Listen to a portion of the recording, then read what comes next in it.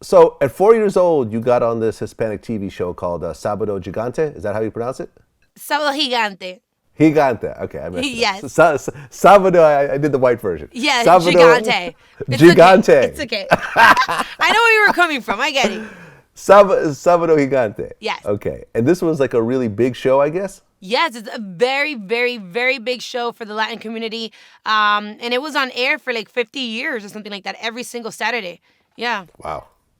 Okay, and you got on at 4 years old. Yes. And I guess you were the only dark-skinned girl in the cast. Yes. Ever. In 50 years. In 50 years, you're the only dark-skinned girl to get on this show. Yes. Okay, so what was that like?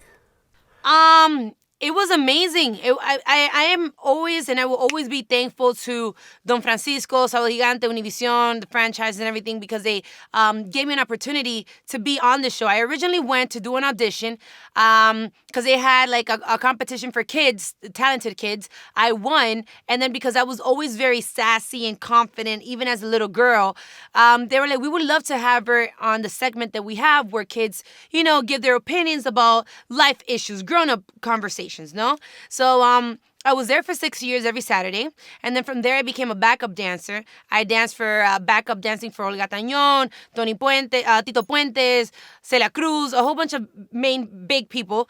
And then I really am grateful because I feel like I grew up in a very good environment around a lot of talented people. I learned what responsibility was, discipline. I learned a lot of things from being in that space. So, it was very, very important to me. No, absolutely. Yeah. Now, at what point did the whole colorism thing kind of enter your consciousness? Because when you look at little kids, they don't care who's what color or whatever. It makes no difference. But once you get older and society starts to, right. Tell you certain things subtly or Yeah. sometimes not so subtly. So, like, at what age do you start to realize, like, okay, wait a minute, like? Actually, somewhat, I can say that a lot of people feel as if little kids don't know. And that is the biggest mistake. They may not understand, but they can feel the energy. They pick up on things. They pick up on the way that their parents react to people from another race. The comments that they say, you may not be speaking to them, but they can hear you.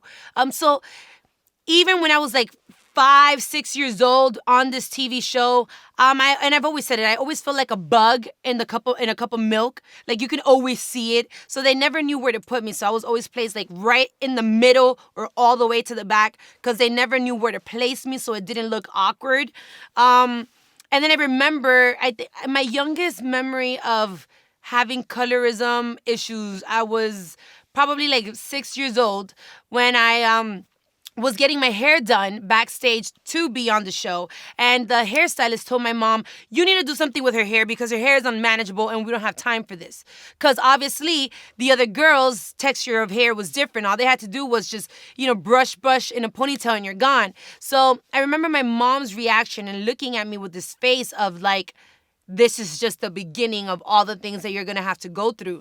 And then that's pretty much how it started. I remember that, the kids may not say anything to you, but they will treat you differently. Unfortunately, not necessarily based on them, but what they hear and what they see how adults treat certain people from certain race. They can pick that up. Even from dolls. You can show them certain dolls and they'll say, this one's prettier than that one. How can they say that? It's because they do have some type of acknowledgement. Yeah, I remember I interviewed Karen Parsons. She played Hillary on The Fresh Prince of Bel-Air. Okay. Yeah. And she was talking about the Dolly experiment. Talk about the significance of the Dolly experiment.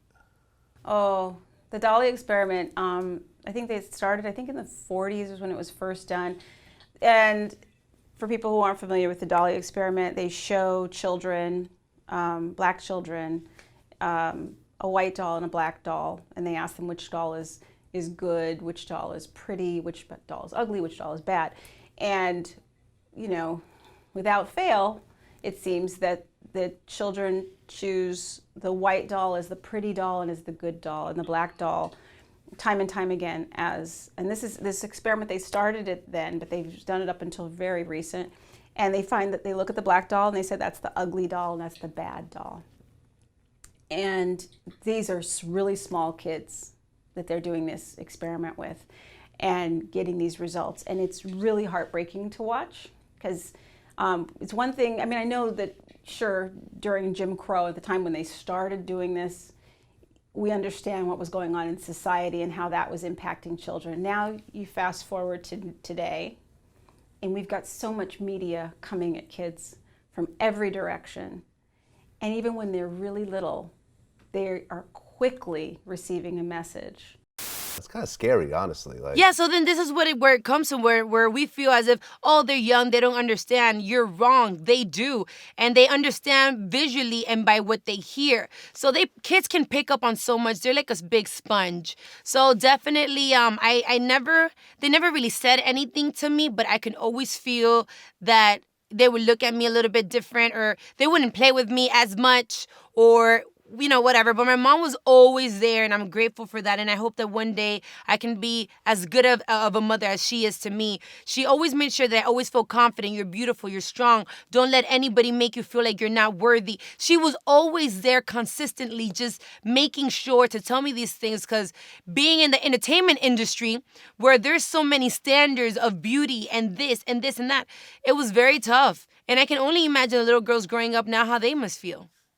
No, absolutely. Yeah. Now, your real name is not Amara La Negra. It's not. It's Dana. It's not. It's not Dana? You know what? Somebody wrote that on Google, and it's somewhere in Wiki, whatever. No, Yeah. my name is Diana. Diana. They okay. missed an I. Okay. Yes, Diana. Diana. Well, yeah, Dana's not really a Dominican name. That's more like a white girl's name. Like. It's not. It's really not. And it's actually Diana in English, but it's Diana.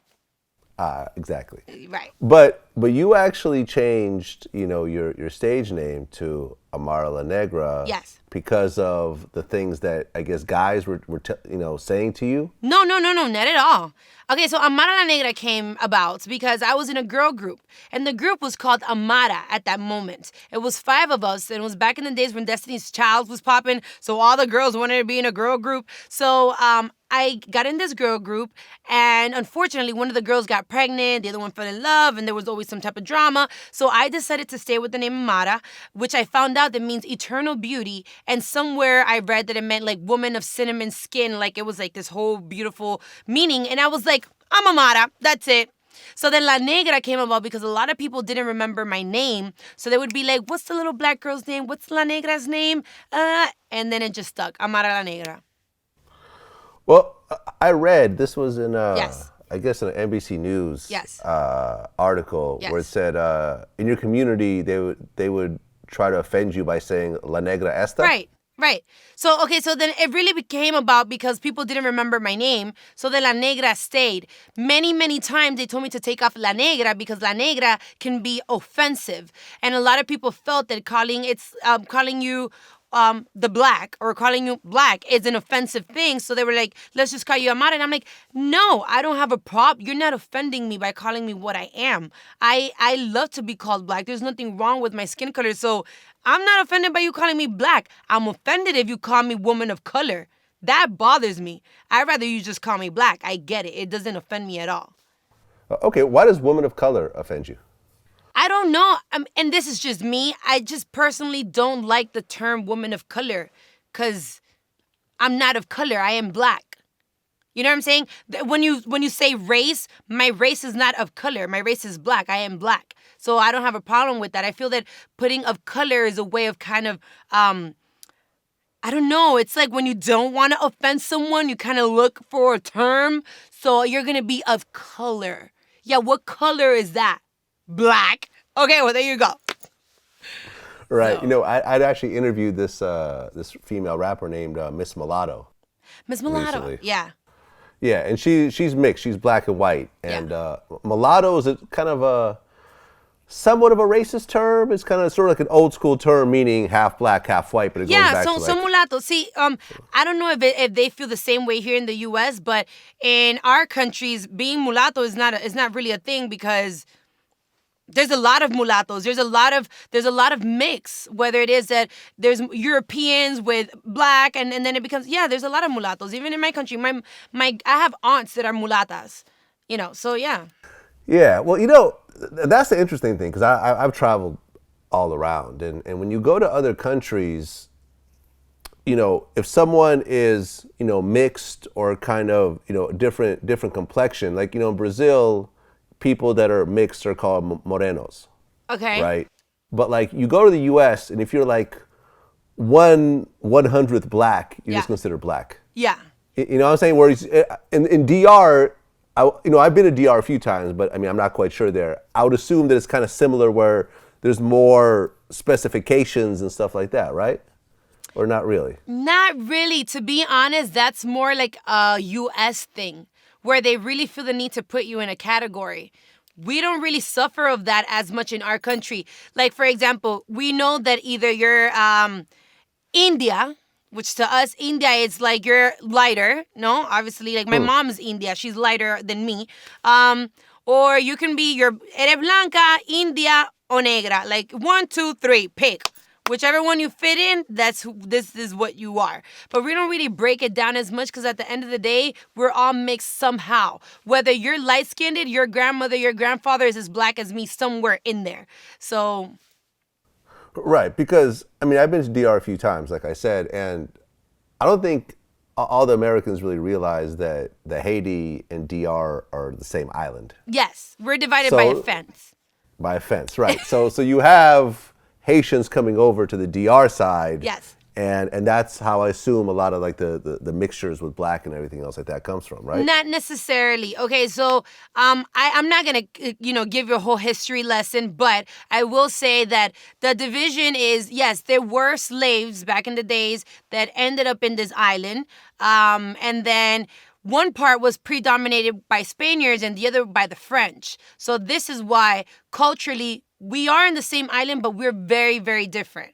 Our music, our food, our culture, everything is completely different, even though we are divided by a fence. So yeah, we're in the same land, but we're not the same. We're different, but we are brothers and sisters. We have a lot of Haitians that go into the Dominican Republic and Dominicans that go into Haiti. So, but I've been asked in the past, oh, are you Haitian? Are you trying to hide, that you have Haitian background? I don't. Just because I'm black doesn't mean that I'm Haitian. There's a lot of black Dominicans. There's a lot of white Dominicans, just like there is in Haiti as well. All Haitians aren't black. As dark as I am. Some of them are lighter. So it's really complicated, but not really, because we come from everywhere.